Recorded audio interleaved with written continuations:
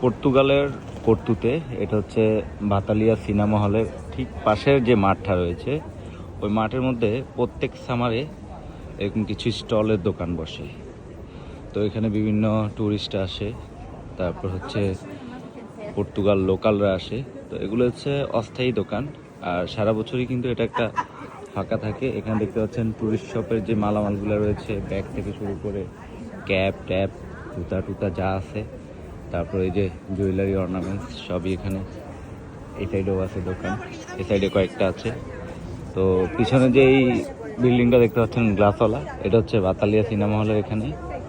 তো যারা পর্তু ভিজিট করেন, অন্য অন্য এলাকা থেকে আসেন, বাংলাদেশে যারা এশিয়ান যারা আছেন, আপনারা চাইলে এই এলাকাগুলো একটু ঘুরে যেতে পারেন।